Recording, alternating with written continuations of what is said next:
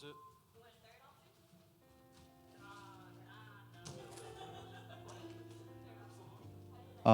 하나 둘 셋. 하나 둘 셋. 우리 모두 하는 자 되어. 너무 크다. 하나 둘 셋. 하나 둘 셋. 하나 둘 셋. 영원히 함께 하시고 마르지 않는 샘으로 우릴 채우시리. 우리 모두 예배하는 자 되어 온전히 영과 진리로 주를 예배하자. 주가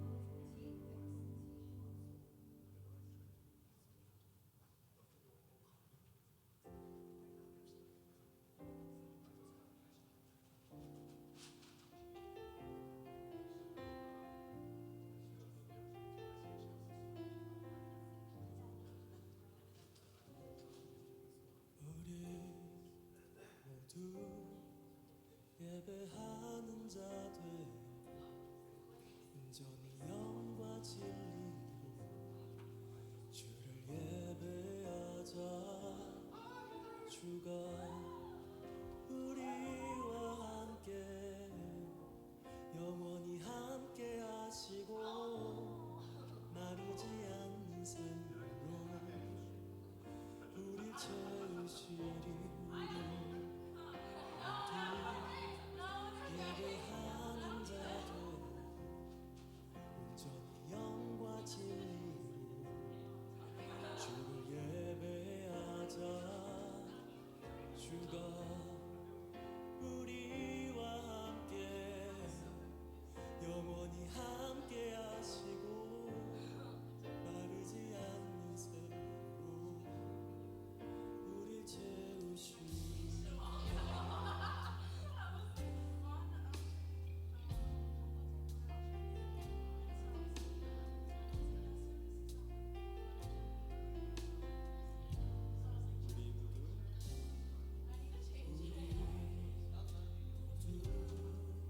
예배하는 자들 온전히 영과 진리로 주를 예배하자.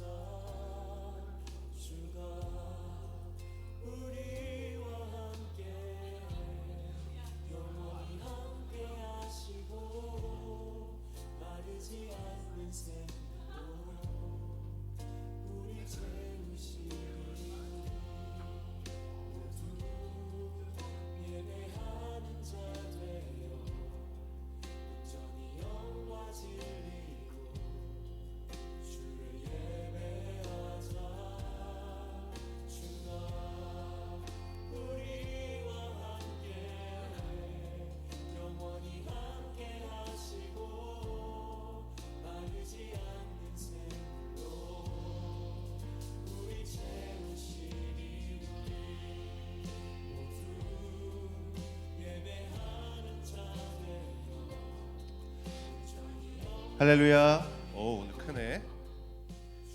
우리 옆 사람과 한번 인사할까요? 안녕. 안녕. 네, 우리 오늘도 우리 청년부 베이지 청년부 예배 나오신 여러분을 환영합니다. 이제 방학해가지고 다들 고백 투 홈했네. 그러게 애슐리는 있네. 여기 계속 있을 거야? 오케이. 끝. 좋습니다. 자, 오늘도 이제 예배로 나아갑시다. 우리 자리 일어나셔서요. 우리를 이 자리로 예배 자리로 부르신 하나님을 말씀을 통해 고백하는 시간 갖도록 하겠습니다. 우리 시편 100편 1절로 5절인데요. 편한 언어로, 한국어가 편하신 분은 한국어로, 영어가 편하신 분은 영어로 함께 고백하면 좋겠습니다. 온 땅이여 여호와께 즐거운 찬송을 부를지어다. 기쁨으로 여호와를 섬기며 노래하면서 그의 앞에 나아갈지어다. 여호와가 우리 하나님이신 줄 너희는 알지어다. 그는 우리를 지으시니요 우리는 그의 것이니 그의 백성이요 그의 기르시는 양이로다. 감사함으로 그의 문에 들어가며 찬송함으로 그의 궁정에 들어가서 그에게 감사하며 그의 이름을 송축할지어다. 여호와는 선하시니 그의 인자하심이 영원하고 그의 성실하심이 대대에 이르리로다. 아멘. 자리에 앉아 주십시오. 이제 우리 함께 기도하는 시간을 가질 텐데요. 특별히 회개하고 또 참회하는 기도로 주님 앞에 나아갔으면 좋겠습니다. 회개는 우리 죄를 고백하는 행위라고 우리가 좀 많이 알고 있죠. 우리가 한 주간을 좀 돌아보면서 얼마나 우리가 죄인으로 살았는지, 얼마나 죄가 많았는지를 하나님 앞에 정직하게 좀 고백하는 시간입니다. 그러나 오늘 뉴페이스가 있기 때문에 조금 설명을 드릴게요. 그러나 기도하기 전에 우리가 한 가지 기억하길 원하는 것은 우리가 회개하는 이 행동이, 이 기도한다는 이 행동이 우리의 죄를 없애거나 우리의 죄를 사할 수 있는 능력이 없다는 것을 우리는 믿습니다. 그럼에도 우리가 우리의 죄를 고백한다는 것은 이미 우리를 용서하시고 용납하시고 우리를 의롭다라고 말씀해 주신 그 그리스도의 은혜 앞에 반응하는 행위입니다. 그분의 사랑 앞에 그분을 더 사랑하겠노라라고 고백하는 행동이 회개의 기도의 시간입니다. 우리 시간 함께 기도하며 나아갈 텐데요. 주님, 이제 내가 용서받은 자로 내가 너무 사랑했던 그 죄보다, 내가 너무 사랑에 맞지 않았던 그 죄악의 어떤 것들보다 주님을 더 사랑하겠습니다. 내가 주님을 더 기뻐하겠습니다. 이 고백 가지고 나를 이미 용서하여 주심에 감사하고 그 용서받은 자답게 살아가게 하여 주옵소서. 우리 이 시간 이 기도 제목 가지고 회개하며 참회하며 이렇게 기도하며 나아가면 좋겠습니다. 기도합니다. 하나님, 한 시간 함께 해주시기 소원합니다. 하나님, 우리 안에 여전히 더러운 것들이 너무 많습니다. 의롭다 여김은 받았지만 그럼에도 내 안에 해결되지 않는 여러 가지 죄악된 모습들이 너무 많습니다. 하나님, 이번 한 주간도 내 안에 분노가 너무 많았고 용서하지 못함이 너무 많았고 정죄함과 시기함과 질투함과 그 분노함이 너무 많았습니다.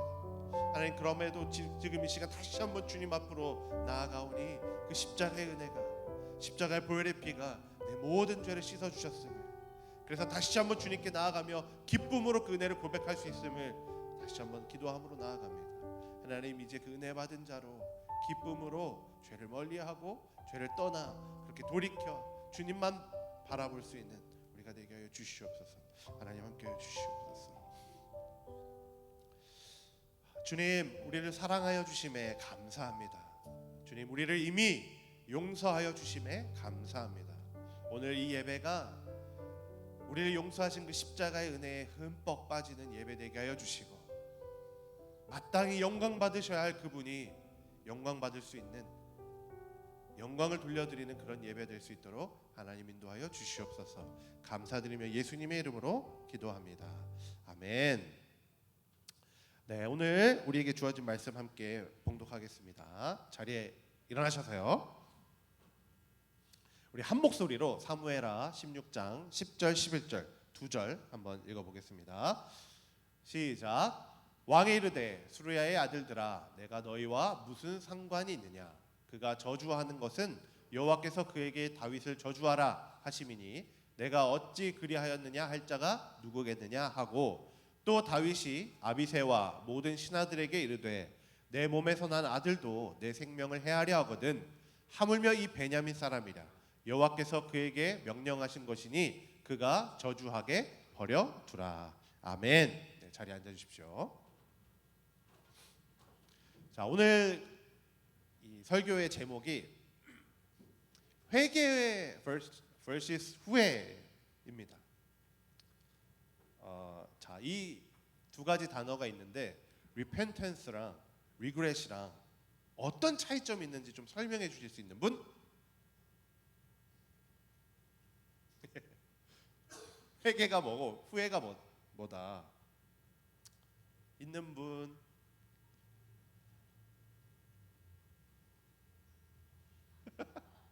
예랑이?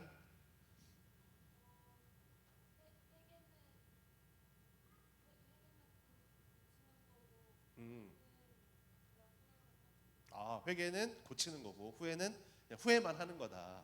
알겠습니다. 좀 좋은 접근, 좋아요. 또 있나요? 네, 계속 기다리면 설교 시간이 길어지기 때문에 빨리 넘어갈게요. 자, 이런 질문을 하나 좀 던질게요. 이런 거 어떻습니까? 우리가 아까도 예배 시작하면서 고백했듯이 우리가 믿는 것 중에 하나는 우리가 예수님을 믿음으로 회개하면 우리가 모든 죄가 용서함을 받는다를 우리가 믿지 않습니까? 우리가 예수님을 믿음으로 우리의 죄는 더 이상 우리를 괴롭힐 수 없고 모든 죄가 하나님 앞에 용서받았다. 이걸 우리가 고백하잖아요. 그래서 우리가 처음에 예배 드릴 때 참회의 기도, 회개의 기도 하면서 우리의 죄가 이미 용서받았음을 고백하지 않았습니까? 자, 그러면 질문. 내 죄가 다 용서받았어요. 이 죄 용서받음은 과거에 지은 죄, 지금 지은 죄, 미래에 지은 죄까지 예수님을 믿음으로 다 용서받았습니다. 그러면 다 용서받았으니까 내가 아무리 죄를 짓고 살아도 괜찮은가? 다 용서받았으니까. 용서받았는데 뭐 진호 딱 때리고 나 용서받았는데 진호는 내가 질 것 같아. 네. 그러면 뭐 아니라고 다들 하시는데 왜 아니에요? 용서받았는데. 하나님의 사람은 그렇게 살면 안 돼? 그렇지, 뭐 그것도 맞는 얘기죠. 좋습니다. 자, 다른 질문, 이런 건 어떤가요? 우리가 다 이제 여기 계신 분들은 이제 다 천국에서 우리 다시 만날 것을 우리가 믿어요, 그죠? 왜 천국 갑니까? 어떻게 천국을 갑니까? 네, 예수님을 나의 구주로 영접하는 것. 예수님을 믿음으로 우리는 천국에 가게 돼요. 자, 그런데 제가 설교할 때마다 만날 때마다 늘 설명하듯이 천국에 간다는 건 진호가 말한 것처럼 우리가 착한 일을 많이 한다든지 뭐 선한 것들을 어떤 공덕을 쌓아서 그걸 막 마일리지 쌓듯이 쌓아서 천국 가는 게 아니라고 엄청 강조해서 말씀드렸죠. 믿음으로 구원을 얻는 거잖아요. 예수님을 믿는 믿음입니다.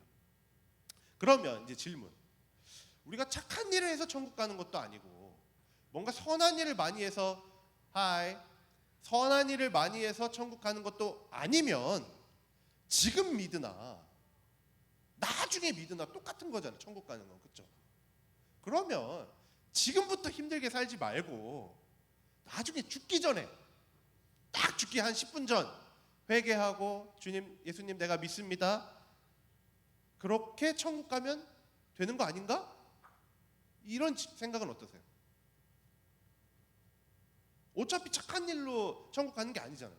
예수님 믿는 믿음으로 천국 가는 거 아닙니까? 그러면 지금 그냥 마음대로 막 살다가 세상에서 뭐 술도 마시고 뭐 이것저것 뭐 좋은 것들, 좋아 보이는 것들 많이 하다가 죽기 전에만 예수님 믿는다라고 회개하면 되는 거 아니에요? 그럼 천국 가는 거잖아. 약간 애매하죠? 희한하죠? 자, 이런 것들이 정말 안타깝지만 교회가 말하는, 기독교가 말하는 믿음, 회개 이런 중요한 교리들에 대해서 우리가 오해하기 때문에 이런 질문에 답을 못하는 거예요. 오늘 본문을 통해서 우리가 성경은 이런 주제들에 어떻게 이야기하는지를 한번 좀 살펴보면 좋겠습니다. PPT까지 다 띄워놓으셨네.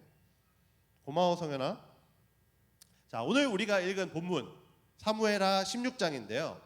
우리가 10절 2절만 읽었잖아요. 10절 11절 2절만 읽었는데 오늘은 좀 16장 전체를 한번 다뤄보려고 해요. 그러면서 이 16장에는 총 3가지 사건이 나오거든요. 이벤트가 3개 있어요. 이 3가지 사건은 다 다른 사건인데 하나의 메시지를 말하고 있습니다. 이 메시지는 이제 다윗과 관련된 사건인데 다윗이 저지른 모든 죄들이 다시 다윗에게로 돌아온다라는 메시지예요. 3가지 사건 모두가 다 다윗의 범죄함 때문에 다시 그 범죄가 다윗에게로 돌아옴을 말하고 있는 사건이 16장에 기록되어 있거든요. 그래서 오늘 이 주제와 이 메시지와 아까 우리가 말한 그 회개, 믿음이라는 것과 어떤 것들이 연관이 있는지 한번 좀 봅시다. 자, 첫 번째 사건을 먼저 볼게요. 제가 장황하게 설명하면 또 지루해지니까 영상을 잠깐 짧게 볼게요.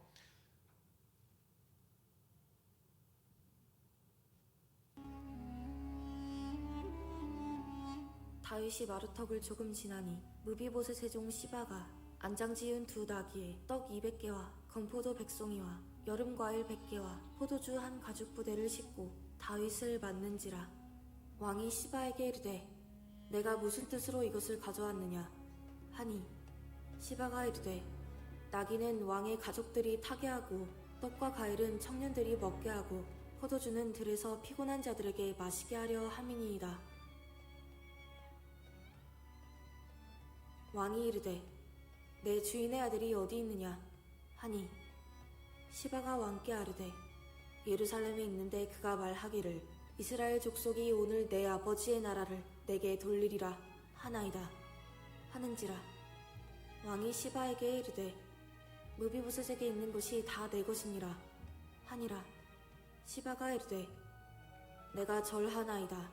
내 주 왕이여 내가 왕 앞에서 은혜를 입게 하옵소서 하니라. 네, 자, 요게 첫 번째 이벤트입니다. 자, 뭔 내용이야 할 수도 있는데요. 지금 다윗이 도망가는 상황이에요. 우리가 지금 사무엘하 쭉 봤지만 지금 다윗은 왕이잖아요. 왕이 됐어요.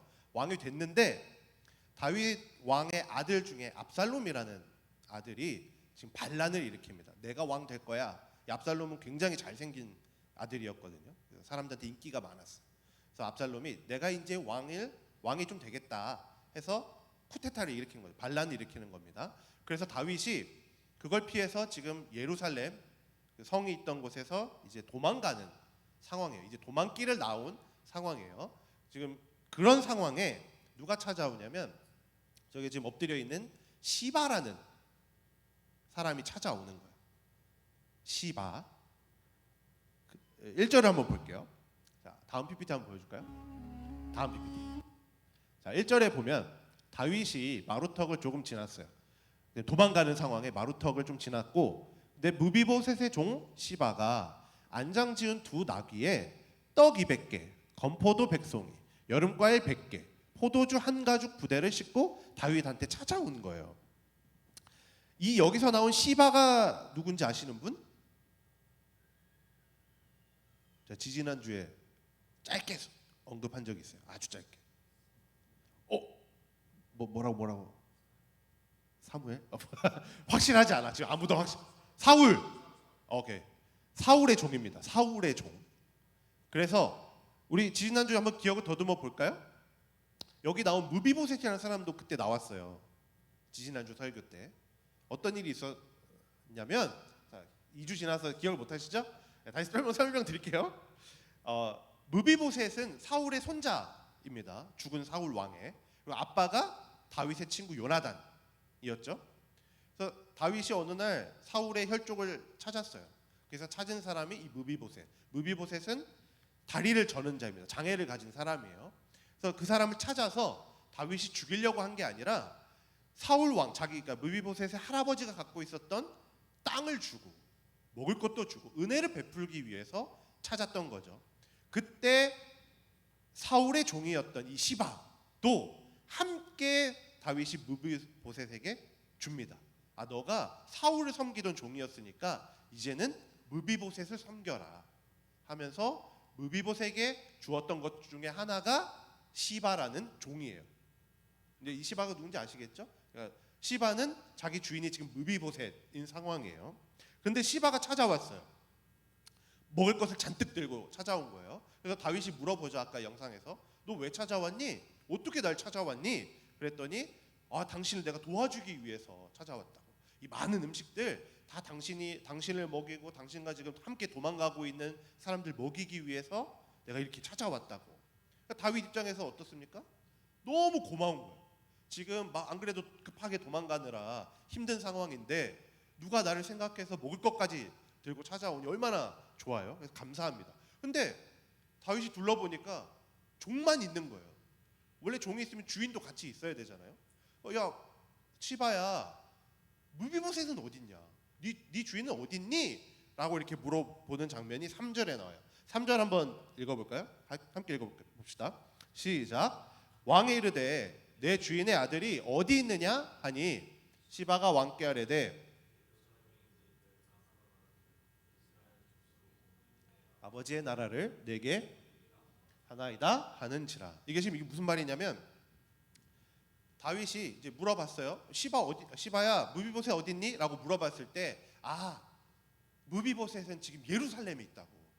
다윗이 도망 나온 거기 있는데 뭐라고 얘기하냐면 무비보셋이 지금 뭐라고 말하냐면 다윗이 지금 도망가고 있는 걸 보니까 지금이 내 아버지의 나라, 내가 원래 가져야 되는 왕자였잖아요. 무비보셋도 내가 원래 가져야 되는 그 나라가 회복될 것이다.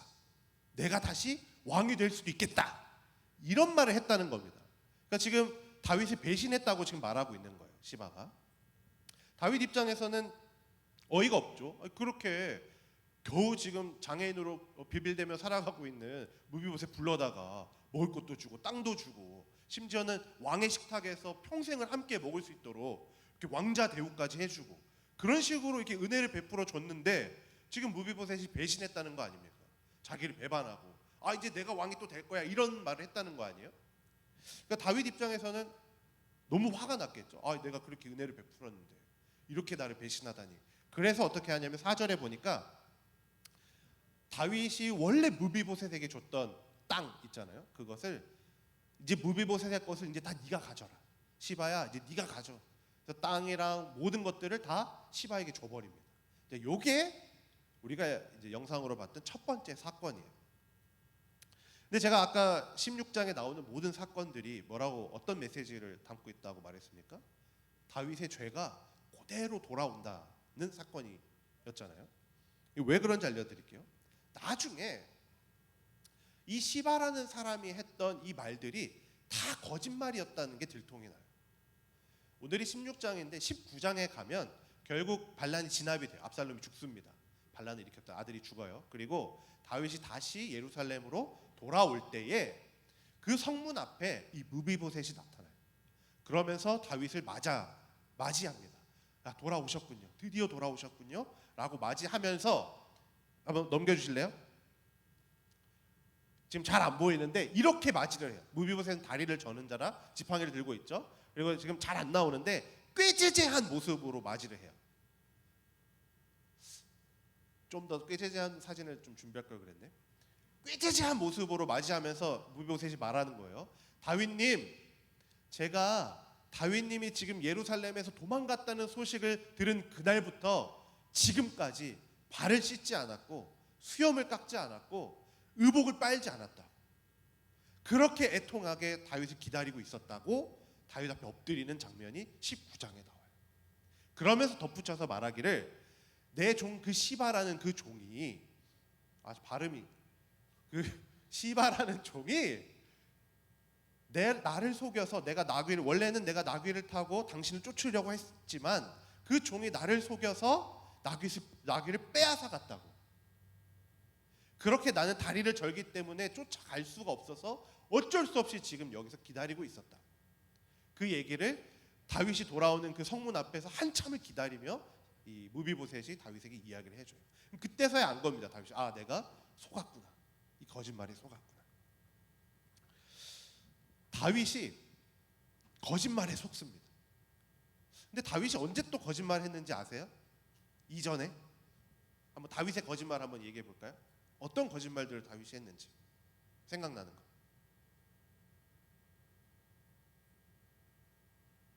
그치? 지금 마음으로 지금 대화한 거죠? 가장 큰 거짓말이 다윗이 바세바의 남편에게 했던 거짓말 있지 않습니까? 바세바 사건은 아시죠? 자, 굳이 설명 안 드릴게요. 이것까지 설명하면 너무 길어져. 바세바 설명해야 되나? 바세바 아니지? 바세바의 남편인 원래 남편인 우리아에게 거짓말을 하잖아요. 다윗이 바세바를 취해서 결국 아이가 생기잖아요. 그때 이거를 숨기려고 우리아를 전쟁터에서 싸우고 있는 장군인 우리아를 불러들이지 않습니까? 불러들여서 빨리 네 아내랑 동침하라고 몇 번이나 그렇게 시도하는데 거짓말로 하는 거죠. 계속 지금 뱃속엔 다윗의 아기가 있는데 동침하라고. 근데 우리아가 결국 거절하잖아요. 계속 거절합니다. 그래서 어떻게 합니까? 그 우리아의 상관한테 편지 써가지고 우리아를 제일 힘든 곳으로 보내버리고 결국 죽게 만들지 않습니까? 이 거짓말이 있어요. 이것도 제일 큰 거짓말이고 또 이전에 너무 많은 거짓말들이 있어요. 우리가 옛날에 살펴봤듯이 사무엘하 3장을 보면 다윗이 이제 사울을 피해서 도망 다닐 때에 노비라는 지역에 가지 않습니까? 거기 제사장들이 사는 곳. 그때 가서 제사장들에게 먹을 것 좀 달라고 할 때 다윗이 또 거짓말해요. 나는 지금 사울 왕의 특명을 받고 온 거라고.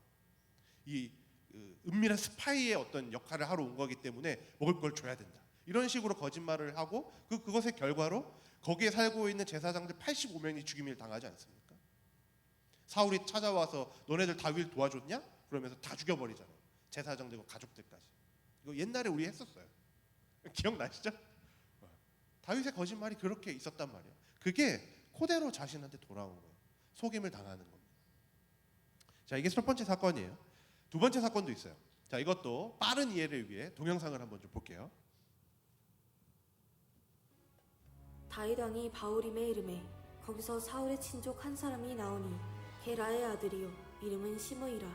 그가 나오면서 계속하여 저주하고 또 다윗과 다윗 왕의 모든 신하들을 향하여 돌을 던지니 그때의 모든 백성과 용사들은 다 왕의 좌우에 있었더라. 시므이가 저주하는 가운데 이와 같이 말하니라. 피를 흘린 자여 사악한 자여 가거라 가거라. 사울의 족속의 모든 피를 여호와께서 내게로 돌리셨도다. 그를 이어서 내가 왕이 되었으나 여호와께서 나라를 내 아들 압살롬의 손에 넘기셨도다. 보라, 너는 피를 흘린 자이므로 화를 자초하였느니라 하는지라. 수르야의 아들 아비새가 왕께 여짜오되 이 죽은 개가 어찌 내 주 왕을 저주하리이까? 청하건대 내가 건너가서 그의 머리를 베게 하소서 하니 왕이 이르되 수르야의 아들들아 내가 너희와 무슨 상관이 있느냐. 그가 저주하는 것은 여호와께서 그에게 다윗을 저주하라 하심이니 내가 어찌 그리하였느냐 할 자가 누구겠느냐 하고, 또 다윗이 아비새와 모든 신하들에게 이르되 내 몸에서 난 아들도 내 생명을 해하려 하거든 하물며 이 베냐민 사람이랴. 여호와께서 그에게 명령하신 것이니 그가 저주하게 버려두라. 혹시 여호와께서 나의 원통함을 감찰하시리니 오늘 그 저주 때문에 여호와께서 선으로 내게 갚아주시리라 하고, 다윗과 그의 추종자들이 길을 갈 때에 시므이는 산비탈로 따라가면서 저주하고 그를 향하여 돌을 던지며 먼지를 날리더라. 네, 여기까지. 자, 이번에 누가 나타납니까? 방금 봤잖아요. 누가 나타나요? 시므이라는 사람이 나타나요. 지금 여전히 다윗은 도망가는 상황이에요. 시므이라는 사람이 나타나서 계속 쫓아오면서 다윗을 저주해요. 이 시므이는 아까 이제 나왔지만 사울 왕의 친척들입니다. 베냐민 지파. 사울 왕의 베냐민 지파였거든요. 친척들이에요. 그러니까 이 사람들 입장에서, 사울의 친척들 입장에서는 다윗이 자기 동족이었던, 자기 족속이었던 사울의 왕권을 뺏은 사람이라고 느꼈을 수도 있을 것 같아요. 그러니까 지금 기회를 잡은 거예요. 아, 자기 아들이, 다윗의 아들이 반란을 일으켜서 지금 도망가고 있으니까 이때다 싶어가지고 나타난 거죠. 아, 이제 다윗 끝났구나, 이때다 싶어서 나타나서 저주를 막 하는 겁니다. 저주의 내용이 이래요. 7절 8절 보니까 너 피를 흘렸다고. 너는 피 흘린 자요, 피 흘린 자요, 피 흘린 자요, 네 손에 너무 많은 사람이 죽었다, 이 얘기를 하는 겁니다. 7절 8절 쭉 넘겨주세요. 그러니까 다윗의 손에 피가 많이 묻었다는 거예요. 너무 많은 사람이 네 손에 죽었다라는 겁니다. 그 피 때문에 지금 아들이 반란을 일으키고 너는 지금 도망을 가고 있고 너는 지금 이런 일을 당하고 있다, 화를 입고 있다라는 거예요. 다윗이 누구의 피를 흘렸습니까? 물론 너무 많은 사람의 피를 흘렸어요. 뭐 적군의 피도 흘렸고. 근데 이 지금 시므이가 말하는 것은 사울 족속의 피예요. 사울의 편에 있었던 사람의 피. 그런데 그것뿐만이 아니죠. 아까 우리가 첫 번째 사건에서 봤던 우리아의 피를 흘렸잖아요. 이 피 흘린 자요, 지금 분명 시므이는 너가 죽인 그 사울 편에 있었던 사람들에 대한 이야기를 하고 있는데 실상은 다른 이야기예요. 왜냐하면 실제로는 다윗이 직접적으로 피를 흘리게 만든 사람이 없거든요. 다윗이 죽인 사람이 없어요. 사울 편에 있었던 사람들이. 그러니까 무슨 말이냐면 다윗이 왕이 되기 위해서 자기 손으로 누구를 죽인 적이 없는 거예요. 다윗은. 우리가 흔한 예로 사울이 자기를 잡으러 왔을 때 사울도 살려보내지 않습니까? 우리가 여러 번 봤잖아요. 그리고 어떤 사람이 사울 편에 있다가 죽임을 당했을 때는 다윗이 죽인 게 아니라 다윗의 충신들, 뭐 요압이라든지 그 사람들이 자진해서 막 죽여버려요. 그러니까 실제로는 다윗의 손에 피가 묻지 않아요. 근데 오늘 시므이가 나타나서 너는 피 흘린 자라고, 네 손에 피가 많이 묻었다고 막 저주를 하는 거예요. 그렇다면 이 피는 뭐 물론 그게 자기의 부하들이 했기 때문에 어느 정도 책임이 있을 수 있겠지만 분명히 말하는 것은 16장 전체의 메시지를 봤을 때에 다윗 손에 의해 피 흘린 자 우리아의 피를 얘기하는 것이 가능성이 크다는 거죠. 이 사람은 몰랐지만 16장 전체의 메시지가 그렇기 때문에. 자, 그렇게 봤을 때에 바세바의 원래 남편이었던 우리아의 피가 그대로 다윗에게 저주로 지금 돌아오고 있는 상황이고, 한 가지 더 중요한 것은 이 모든 일들이, 두 번째 사건이 일어나고 있는 장소가 중요해요. 자, 5절 한번 볼게요. 다윗 왕이 바후림에 이릅니다. 그러니까 여기서부터 시므이가 딱 나타나서 바후림에서부터 저주를 하면서 쫓아오는 거예요. 근데 이 바후림이 어디냐면 좀 옛날로 돌아가야 돼요. 바후림이, 다윗이 원래 첫 번째 아내가 누군지 아시는 분 있나요? 다윗이 이제 막 사울 왕을 피해 도망가기 전에 첫 번째로 맞았던 아내는 미갈이라는 아내입니다. 사울의 딸, 사울 왕의 딸을 사울이 다윗에게 줘요. 내 딸, 너 너무 대단한 사람이다. 골리앗 죽이고, 대단해. 내 딸과 결혼해라. 그래서 미갈을 아내로 줬어요. 근데 사울이 다윗을 핍박하기 시작하면서 다윗이 도망다니지 않습니까? 그러면서 둘이 헤어져요. 그래서 사울은 미갈을 다른 사람에게, 다른 남자에게 시집 보냅니다. 그리고 그동안 다윗은 도망 다니는 동안 수십 명의 아내들을 둬요. 우리 예전에 봤듯이 헤브론에서만 6명의 아내를 두지 않습니까? 그리고 그 이후에는 막 진짜 수십 명의 처와 첩을 두었다라고 성경이 정확하게 기록하고 있죠. 자, 그동안 이 미갈은 좋은 남편 만나서 잘 살고 있어요. 그런데 이 사무엘 3장을 보면 어떤 일이 일어나냐면 다윗이 본격적으로 이제 모든 이스라엘의 왕이 되려고 할 때에 아브넬이라는 장관이 찾아와요. 그러면서 내가 원래 이 아브넬이라는 사람은 이스보셋이라고 사울의 아들 이스보셋이 잠깐 왕을 했을 때 그때 고편이었거든요. 근데 다윗을 찾아와서 그쪽을 배반하고 온 거죠. 우리 이 얘기도 다뤘어요. 제가 다른 얘기만 하고 있는 거예요. 그렇게 왔을 때에 다윗이 이 아브넬에게 언약의 증표를 요구합니다. 그게 미갈이에요. 너가 정말 내 편이라면 미갈을 데려와라. 근데 미갈은 지금 좋은 남편 만나서 잘 살고 있단 말이에요. 그러니까 지금 잘 살고 있는 미갈을 뺏어오라고 지금 다윗이 얘기하는 거예요. 그래서 다윗이 결국 미갈을 뺏어옵니다. 이때 미갈은 뺏겼는데 미갈의 지금 남편 있잖아요. 남편이 울면서 미갈을 쫓아와요. 그렇게 빼앗아 가는 사람들을 울면서 막 쫓아오거든요. 그 쫓아온 장소가 여기예요. 바후림. 그 남편이 울면서 계속 그 미갈을 자기 아내를 빼앗아 가는 다윗을 향해 울면서 쫓아온 그 마지막 장소가 바후림이라는 곳입니다. 여기서 시므이가 나타나서 다윗에게 저주하고 있는 거예요. 네 손에 피가 많이 묻었다. 네 죄 때문에 지금 이런 사단 반란이 일어나고 이런 모든 일들이 일어나고 있다고.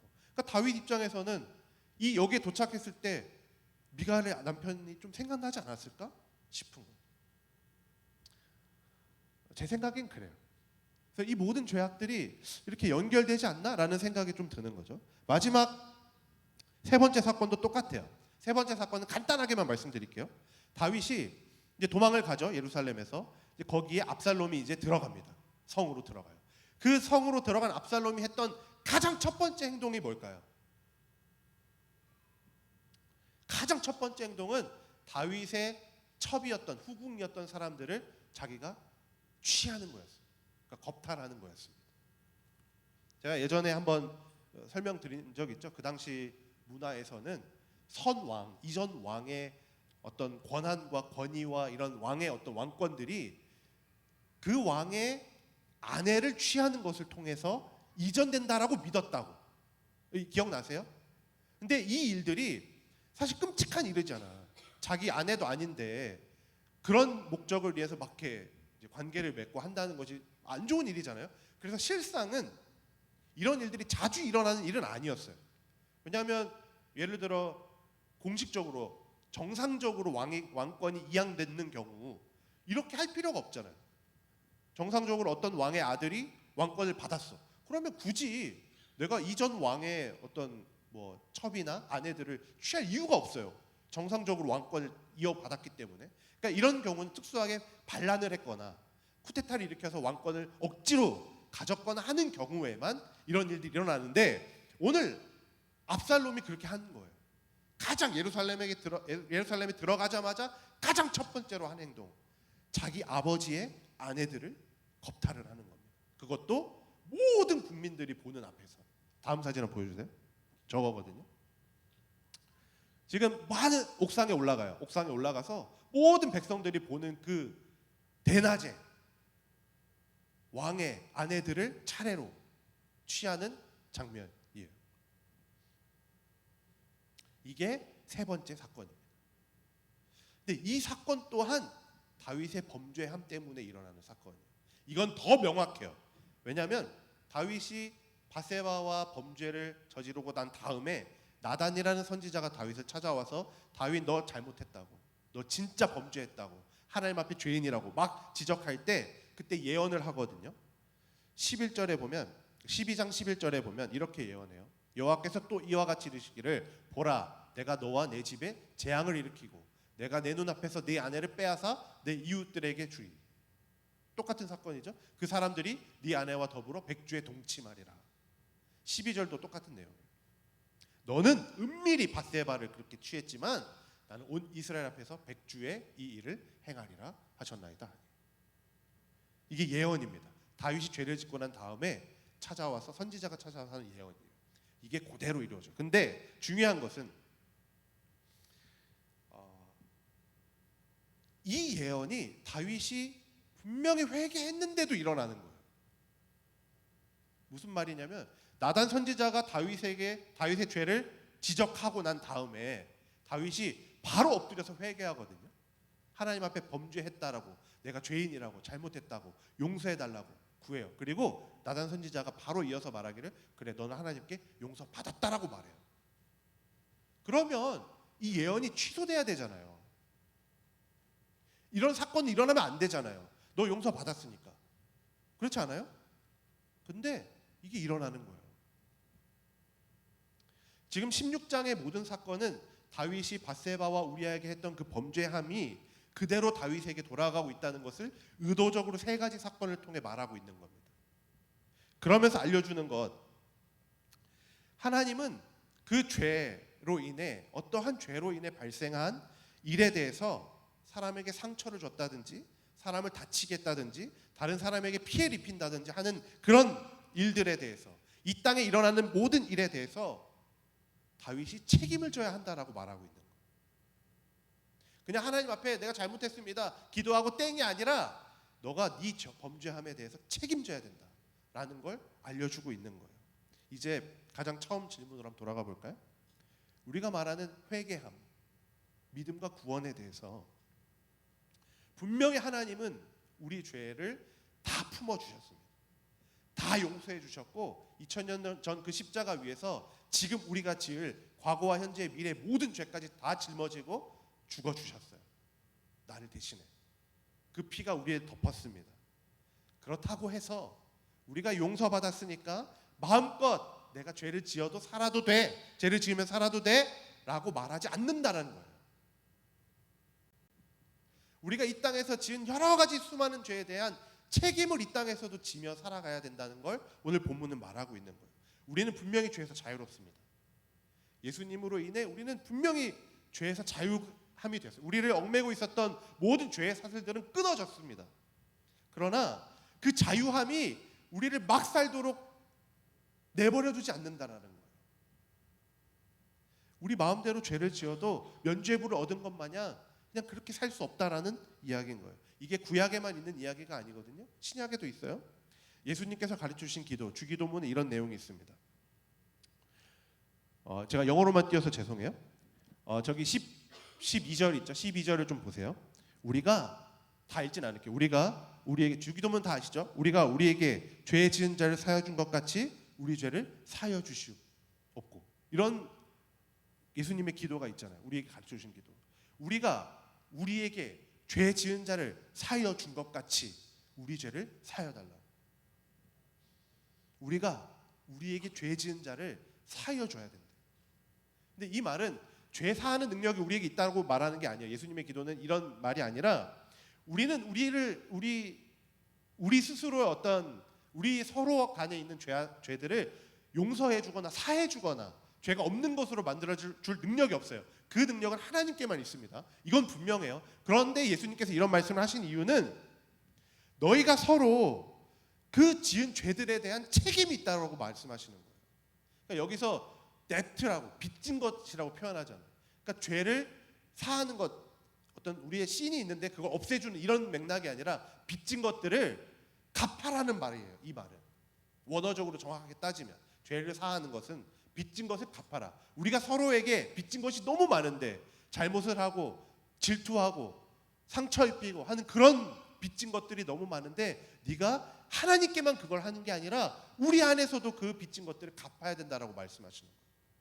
예수님의 기도예요. 이게 우리에게 가르쳐주신 기도. 너가 만약에 누군가에게 빚을 졌다면 그걸 갚아야 돼. 너가 만약에 누군가에게 잘못을 저질렀다면 그 죄에 대해서 마땅히 용서를 구해야 되고 용서함을 받아야 돼. 이게 주기도문의 이야기, 오늘 본문의 이야기예요. 그래서 다시 처음으로 회개한다는 것은 하나님 앞에서만 하는 게 아니에요. 회개한다는 것은 우리가 그냥 골방에 들어가서 기도하면서 주님 내가 잘못했습니다. 후회하고 그래서 내 마음이 후련해지고 마음의 평안을 얻고 이런 게 회개가 절대로 아닙니다. 진짜 회개는 우리의 삶이 변하는 거예요. 하나님 앞에서 변하고 사람 앞에서 변하는 겁니다. 저거. 회개는 우리의 근본적인 변화를 말해요. 골방에서 기도하는 것 아니고, 골방이 아니라 내 삶에서 기도하는 게 아니라 내 삶이 변화되는 것, 트랜스포메이션이 돼야 되는 것, 이게 회개라는 겁니다. 하나님 앞에서 변화되고 사람 앞에서 변화되고 내 삶의 방향이 완전히 바뀌는 것, 그 모든 것들이 포함된 개념이 회개라는 개념이에요. 사랑하는 여러분, 지금 우리가 저지르고 있는 그 아주 작은 것, 작은 죄, 큰 죄, 추악한 죄, 그런 것들에 대해서 아무런 책임도 지지 않으면서 그냥 하나님이 나를 용서해 주셨으니 괜찮아. 나는 이제 괜찮아. 다른 사람도 여전히 시기하고 질투하고 미워하고, 그래서 사람들 간의 관계 다 깨어뜨려 놓고선 하나님 앞에만 가서 하나님 죄송해요. 잘못했어요. 용서해 주세요. 하나님 앞에서 용서받고 이제 난 괜찮아. 나 용서받았어. 이거는 기독교에서 말하는 회개가 아니라는 거예요.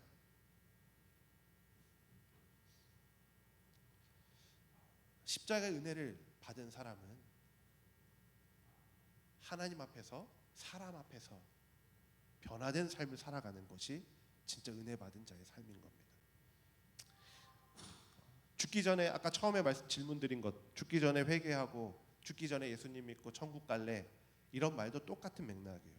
회개는 천국에 들어가는 티켓이 아닙니다.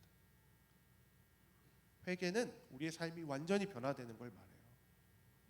그리스도를 닮아가는 모든 과정이 다 포함된 개념이 회개입니다. 그래서 이런 말은 완전히 잘못된 거예요. 그래서 만약에 누군가가 나 예수님 너무 일찍 믿었다고, 좀 나중에 잠깐 떠났다가 나중에 다시 믿으러 올게 라고 말하는 사람이 있다면, 그 사람한테 너는 정말 믿음이 없는 사람이라고, 너의 믿음은 정말 잘못됐다고 말할 수 있어야 돼요. 그건 교회가 말하는 회개, 교회가 말하는 믿음이 아닙니다. 두 번째 사건에서 다윗을 향해 시므이가 막 저주할 때 다윗의 반응이 너무 재밌어요. 다윗의 부하들이 오히려 더 막 화를 내지 않습니까? 아까 영상에서 봤듯이 저 죽은 개 같은, 제가 사무엘하 처음 시작할 때 개와 관련된 욕이 굉장히 많이 나온다 그랬잖아요. 사무엘하. 오늘도 저 죽은 개 같은 사람이 어찌 왕을 지금 저주하고 있냐고 오히려 부하들이 더 열받아가지고 죽여버리려고 막 할 때 다윗이 말해요. 10절, 왕이 이르되 수르야의 아들들아 내가 너희와 무슨 상관이 있느냐? 그가 저주하는 것은 여호와께서 그에게 다윗을 저주하라 하심이니. 11절에도 쭉 지난 다음에 하물며 베냐민 사람이랴 여호와께서 그에게 명령하신 것이니 그가 저주하게 내버려 두라. 아니 열받지 않겠어요? 갑자기 누가 나타나가지고 너희 저주받을 녀석아 이러면서 막 욕을 퍼붓고 돌을 던지고 저주를 하는데 당연히 열받죠. 다윗도 열받았을 거 아닙니까? 열받고, 근데 다윗이 그렇게 열이 받았음에도 이런 말을 할 수 있었던 것은 아는 거예요. 이런 모든 일들이 지금 일어나고 있는, 심지어 저 사람이 저주하고 있는 이 모든 것들이 내 죄로 인함이구나, 내 죄 때문이구나. 그러니 이런 말을 할 수 있는 거예요. 심지어 그걸 겸허하게 받아들이면서 저 사람이 하는 말은 하나님께서 시키신 말이라고. 어떻게 그렇게 말할 수 있어요? 말이 안 되잖아요. 저 사람은 그럴 수 있어, 이게 아니라 여호와께서 저 사람의 입을 통해 나에게 말씀하셨다고.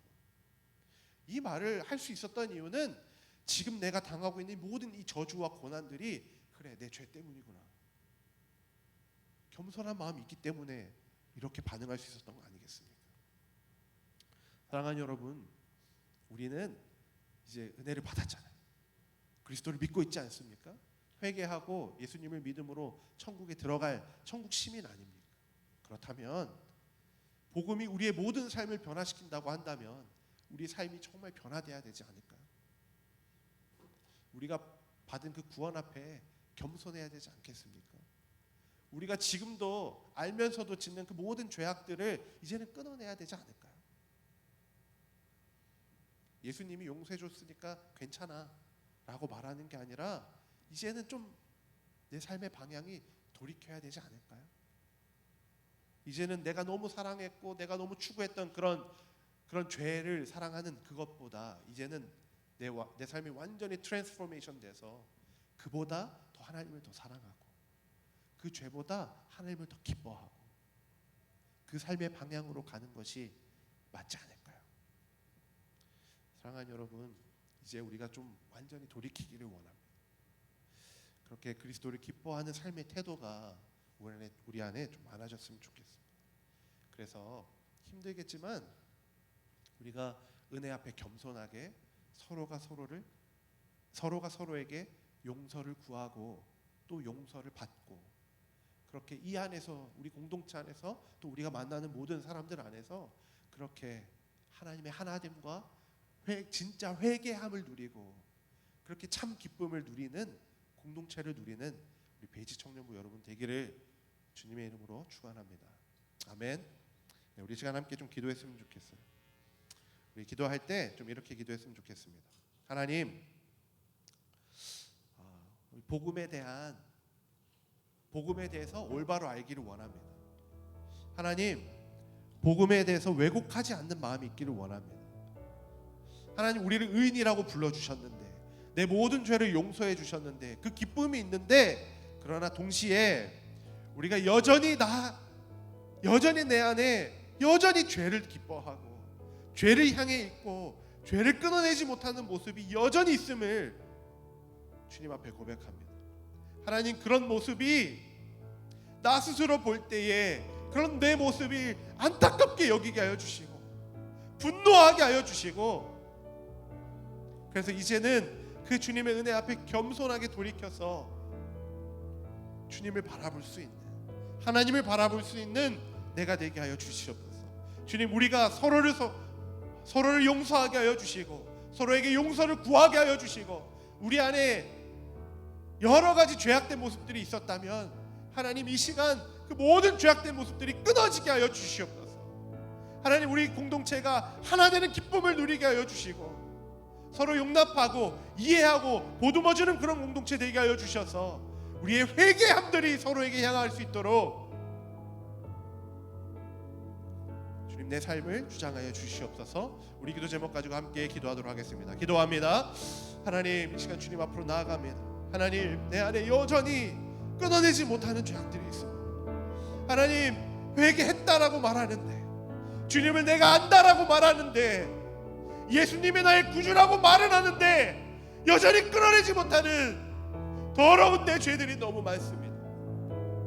사람을 향한 미워함과 분노함과 저주함이 내 안에 있습니다. 하나님, 내 안에 너무나 추악한 모습들이 있습니다. 하나님, 그러나 그것을 알면서도 여전히 그것을 행하고 있는 나를 발견하게 됩니다. 하나님, 이 시간 돌이키게 하여 주시옵소서. 하나님, 이 시간 죄를 멀리하게 하여 주시옵소서. 하나님, 그러니까 주님을 더 사랑하게 하여 주옵소서. 내가 끌어안고 있었던 그 모든 죄악들이, 그 모든 더러운 것들이 이제는 끊어지게 하여 주시고, 내가 사랑했던 그 모든 것들보다 하나님을 더 사랑하게 하여 주시고 하나님을 기뻐하게 하여 주시고, 내가 사랑했던 그 모든 죄악된 것들보다, 이 세상의 가치보다 그리스도를 더 사랑하고 그리스도를 더 기뻐하는 내가 되게 하여 주옵소서. 하나님, 그렇게 회개하는 내가 되게 하여 주시옵소서. 한 번의 회개가 아니라 내 삶이 회개를 향해 나아가게 하여 주시고, 그 하나님이 기뻐하시는 그 삶이 내 안에 또 차고 넘칠 수 있도록 하나님 인도하여 주시옵소서. 하나님, 회개하는 역사들이 내 안에 넘쳐나게 하여 주시옵소서. 우리의 삶의 모든 방향성이 이제 주님만을 향하게 하여 주옵소서. 단순히 나를 위한 삶이 아니라 주님 위한 삶을 살아갈 수 있도록 하나님 함께 해주시옵소서.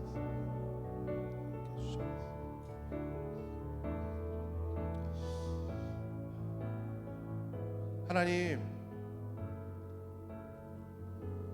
우리 안에 회개함이 있기를 원합니다. 하나님, 단순히 한 번 기도하고 마음이 후련해지고 후회하는 어떠한 그런 행위가 아니라, 한 번에 해결받으려는 그런 것이 아니라 내 삶이 근본적으로 변화되는 그 참된 회개함이 있기를 원합니다. 이 시간 다시 한번 주님을 주인이라고 고백하오니, 주님이, 예수님이 나의 구주라고 다시 한번 고백하오니 하나님 이 자리에 모인 모든 청년부 지체들 한 명 한 명의 삶 가운데 주님 찾아가 주셔서 회개함의 삶을 살아갈 수 있도록 하나님 우리를 인도하여 주시옵소서. 우리와 동행하여 주시옵소서. 우리의 삶이 그렇게 근본적인 변화를 살아내는 우리 모두가 되게 하여 주시옵소서. 감사드리며 예수님의 이름으로 기도드립니다. 아멘. 우리 축도로 예배 마치겠습니다. 다 저를 보십시오. 자, 눈 뜨고 축도도 하나의 말씀으로 하나님의 축복을 받는 시간이기도 하다고 말씀드렸죠. 자, 눈 뜨시고 저와 눈 마주치시고 저의 마지막 축도입니다.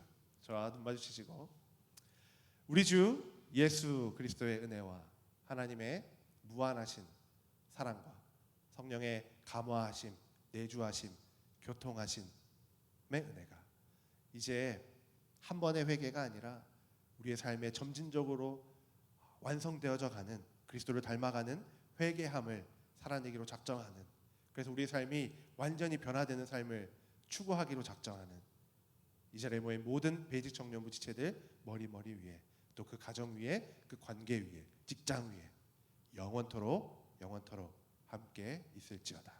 아멘. 아멘. 우리 하나님께 영광의 박수 올려드립시다.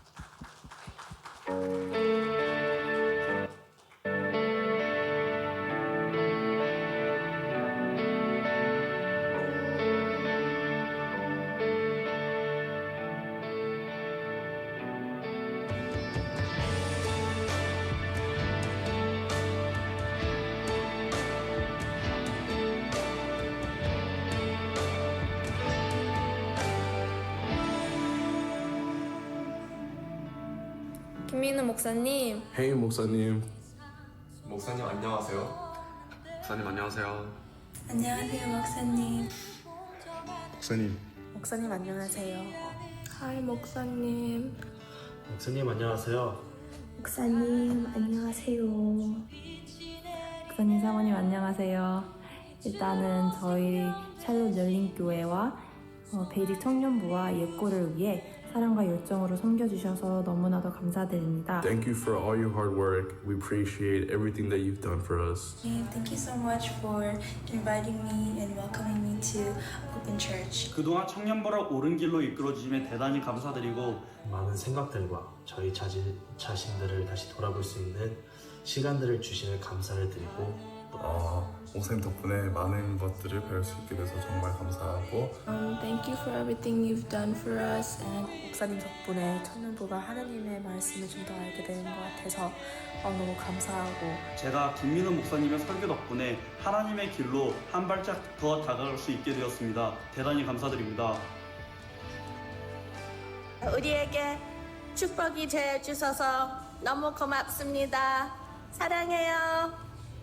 제가 방학 때 교회를 갈 때마다 목사님께서 환하게 잘 웃어주시고 그리고 좋은 말씀, 좋은 설교 해주신 덕분에 제가 대학교 가서도 늘 신앙심을 잃지 않을 수 있었던 것 같아요.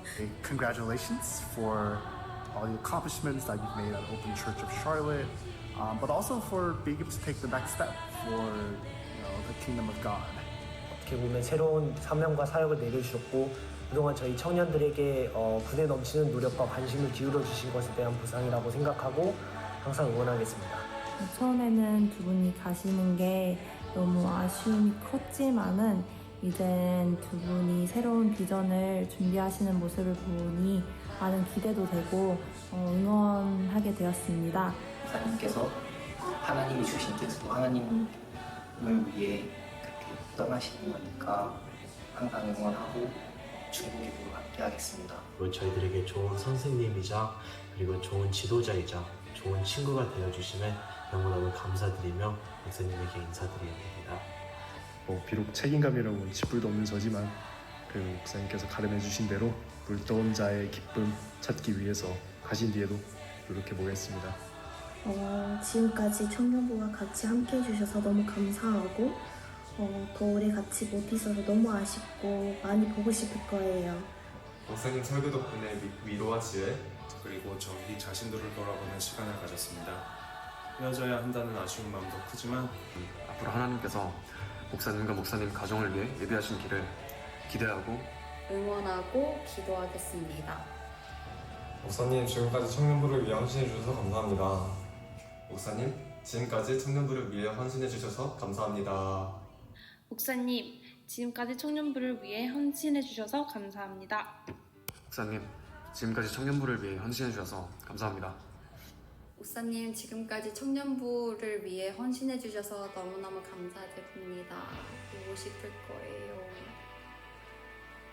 목사님, 지금까지 청년부를 위해 헌신해 주셔서 감사합니다. 정말 많이 보고 싶을 거예요. 감사했습니다. 아껴주시고 교회 개척하시면 꼭 불러주세요. 항상 응원하고 기도하고 있겠습니다. 수고하셨습니다. 목사님과 목사님의 가정, 그리고 목사님과 하나님과의 관계를 위해 항상 기도하고 응원하겠습니다. 그동안 정말 감사했습니다. 한국 가서도 잘 지내시길 기도하겠습니다. 사랑합니다. 목사님이랑 목사님 가족 위해서 기도하고 응원하겠습니다. 화이팅! I pray that whatever you decide to do in the future, that it will be fruitful, that it will be loving, and that it will be full of God's grace and mercy. And I wish you the best of luck. 저도 목사님과 사모님과 시온이와 노아의 새로운 삶을 위해 기도로 응원하고 있겠습니다. 가끔씩 연락 주세요. And we wish you luck for your pastor journey in Korea. I pray that God protects you and guides you and your family in this next journey. Thank you. Bye bye. 제가 멀리서도 꼭 기도하고 목사님 그리고 사모님, 시온이 그리고 노아까지 꼭 잊지 않고 기도하겠습니다. 안녕히 잘 들어가세요. 잊지 않겠습니다.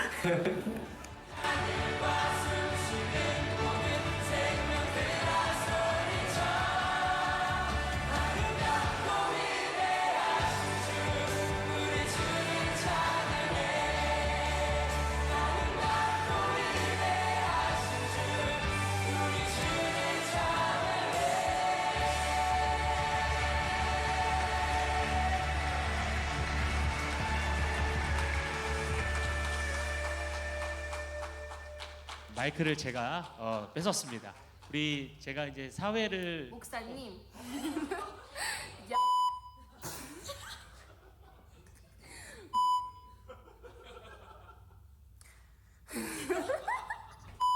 목사님 안녕하세요. 목사님과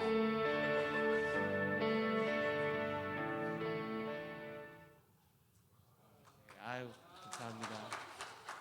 청년부에서 제가 알기로 이렇게 사모님 잠깐 서주시면 예 우리 꽃다발과 케이크를 준비한 걸로 알고 있습니다. 우리 마지막인데 이렇게 우리 김민우 목사님이 이전 교회에서 사역하실 때에 사임하면서 한 번도 안 우셨다 그랬거든요.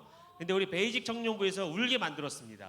와, 예 너무 축하.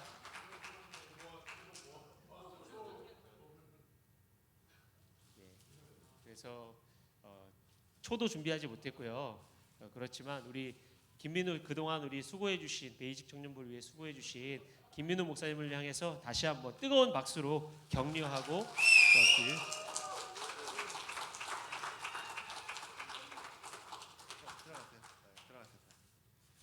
들어가.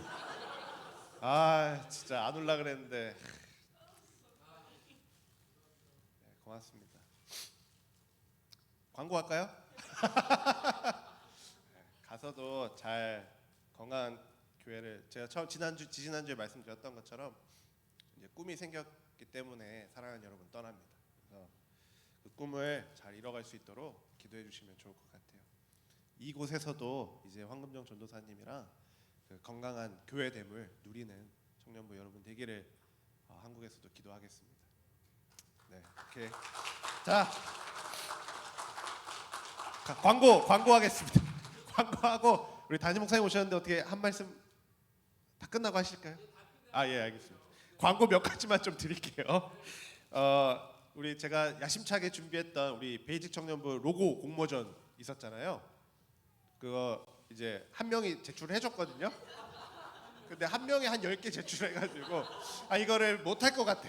그래서 나중에 혹시 황금전 전도사님과 함께 황금전 전도사님이 로고를 만들어야겠다라는 생각이 들면 그때 한 번 더 해주시고, 제가 따로 그 제출해주신 그분한테는 따로 소정의 상품은 그분에게 따로 드리겠습니다. 보팅하고 하는 건 나중에 기회가 되면 한 3개 이상, 3명 이상 정도 참석을 하면 좋을 것 같아요. 예, 저는 오늘 이제 마지막으로 예배를 드렸고요. 이제는 저희 뒤에 계신 아까 해주셨던 황금종 전도사님께서 이제 우리 베이직 청년부를 맡아서 좀 해주실 겁니다. 그래서 뭐 제가 짧게 뭐 광고 드리면, 그래서 그 일환으로 다음 주 다다음 주 우리 청년부 예배는 2부 예배랑 함께 드리게 될 것 같아요. 11시 예배. 그래서 그러나 1시 반 우리 예배 시간 때 모임은 있다고, 그죠 전사님? 네, 모임은 있으니까요. 2부 예배 드리고 옛날처럼 식사부터 같이 교제하고 뭐 모임하고 하는 식으로 진행하면 될 것 같습니다. 이해되시죠? 네, 그렇게 하도록 하겠습니다. 네, 목사님 어떻게 광고는 없어요? 감사합니다. 김민호 목사님이 올려주신 여러분을 너무 사랑합니다. 네, 김민호 목사님, 김민호 사모님 너무 감사드리고요. 황금정 선생 앞으로 나오세요. 네, 우리 김민호 목사님께서 세이프티 존을 넘어서 이제 우리 아름다운 고국 한국으로 가시게 되는데, 그 덕분에 황금정 전사님이 또 교회에서 더 열심히 사역하게 된 상황이 되었습니다. 그래서 우리 김민호 목사님 가시는 길 은혜 가운데 하나님께서 대형교회로 가는 건 아닙니다 그랬는데 you never know. 대형교회 목사님으로서 또 우리 만나실 수 있고, 가시는 모든 길에 하나님의 놀라우신 은혜와 축복이 있을 줄 믿습니다. 그래서 여러분들 이 시간은요, 또 황금종 전사님 슬픈 마음이 있으시지만 우리 뜨거운 박수로 한번 격려해 주세요. 감사합니다. 여러분들 많이 요청해 주시고, 많이 모르는 거 있으면 물어봐 주시고, 청년부 부흥을 위해서 함께 힘쓰고 저도 최선을 다해 여러분들을 조력하도록 하겠습니다. 그럼 우리 노아랑 시온이 어디가 있어요? 노아, 시안이 앞으로 와. 1, 2부 예배처럼 우리 1, 2부 작년 예배 때 우리 김민호 목사님 가정을 축복하고 함께 기도하는 시간을 가졌습니다. 오늘도 우리 청년부 베이직 예배에서 우리 김민호 목사님 축복하고 기도하고, 오늘 마지막 예배이기 때문에 반드시 저와 여러분 모두는 김민호 목사님의 축도를 받아야 돼요. 베네딕션을 받아야 돼요. 그래서 우리 함께 다 축도했습니까? 끝났군요. 그러면 여러분 저의 축도를 받으시기 바랍니다. 축도 광고는 끝이었군요. 그래서 여러분들 우리 모두 다 잘 일어나셔서 거룩한 오른손을 드시고 우리 김민호 목사님 그리고 고경화 사모님, 우리 시온이 노아를 향해서 하나님의 놀라우신 기도 제목 잘 알고 계시죠? 하나님의 은혜 가운데 앞으로 하나님께서 펼쳐주실 놀라운 사역 위에 하나님께서 시온의 대로를 펼쳐주시고 주님께서 필요한 모든 것들을 여호와 일의 하나님으로서 채워주실 것을 믿으면서 함께 우리 통성으로 기도하시고 제가 다시 한번 축복 기도하도록 하겠습니다. 하늘에 계신 아버지 하나님 감사합니다. 주님께서 사랑하시는 우리 김민호 목사님 가정을 통해 이 샬롯 열린교회에서 영광을 받으신 주님을 송축합니다. 이제 아름다운 우리의 고국 대한민국으로 돌아가 하나님께서 꿈꾸시고자 하는 아름다운 교회 그리고 진리의 교회를 위해서 헌신하고자 하오니 아버지 하나님 모든 필요한 리소스들과 귀한 믿음의 지체들과 성도들과 또한 복음 전해야 될 귀한 영혼들을 만나게 하시고 주님께서 꿈꾸시는 아름다운 교회를 위해서 귀하게 쓰임받을 수 있는 우리 김민호 목사님, 고경화 사모님, 우리 시온이 노아 믿음의 가정, 아름다운 능력의 목회자 가정 될 수 있도록 축복하여 주옵소서. 살아계신 하나님 아버지 감사합니다. 아름다웠던 우리 베이직 청년부 모든 지체들 뒤로 하고 이제 아름다운 한국을 향해 나아가기를 소망합니다. 주 안에서 끊이지 않는 기도의 끈을 붙잡고 서로를 축복하며 사랑하며 주님 다시 오시는 그날까지 주님의 놀라우신 은총 안에서 서로를 위해 중보기도하며 축복하며 각자의 맡겨진 사명의 터전에서 주님의 영광을 위하여 귀하게 쓰임받을 수 있는 우리 김민호 목사님 가정, 우리 모든 베이직 청년부 가족 될 수 있도록 역사하여 주옵소서. 모든 것을 주님께 온전히 의탁하고 김민호 목사님 가정을 떠나보냅니다. 주님께서 이 가정과 함께 하실 뿐만 아니라 또 우리와도 함께 하심을 굳게 믿사오니 기도 안에서 항상 만나게 하시고 항상 그리워하며 축복하며 주님의 놀라우신 지상명령을 순종하고 실천하는데 우리 모든 주의 가족을 아름답게 사용하여 주옵소서.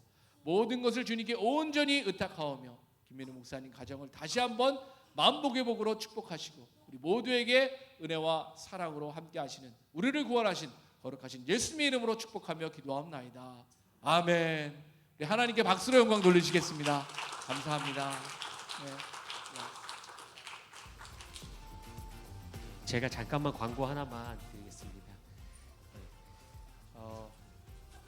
다음 주에 저희가 1시 반에 예배가 이제 청년부 예배가 이렇게 없다고 광고를 했는데요.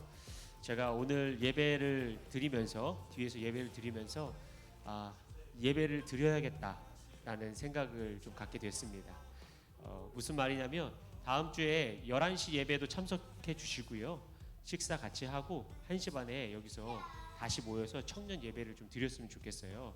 하나님이 저에게 주시는 말씀이 또 있으신 것 같은데 우리 청년부가 앞으로 나아가야 할 방향에 대한 그리고 우리 청년부 베이직 청년부가 무엇을 중심으로 걸어갈 것인가에 대한 말씀을 좀 나누려고 합니다. 길지는 않을 거고요. 다만 이 예배는 드린다는 거 그렇게 기억해 주시면 좋을 것 같습니다. 그리고 28일에는 다음 주가 21일이고요. 그 다음이 28일인데요. 28일에는 그냥 모임만 아마 있을 것 같습니다. 왜냐하면 그때 저는 없을 것 같고요. 제가 그때 예꿈도 하다 보니까 예꿈 마지막 졸업자들하고 저희 집에서 모임을 갖기로 했어요. 그래서 그 전에 그날 28일에는 우리 리더들과 함께 소그룹 모임만 하는 것으로 좀 진행하려고 하고 있습니다. 이렇게 알고 계시면 좋을 것 같고요. 다음 주에 뵙겠습니다. 저는 다음 주에 뵙겠습니다. 감사합니다.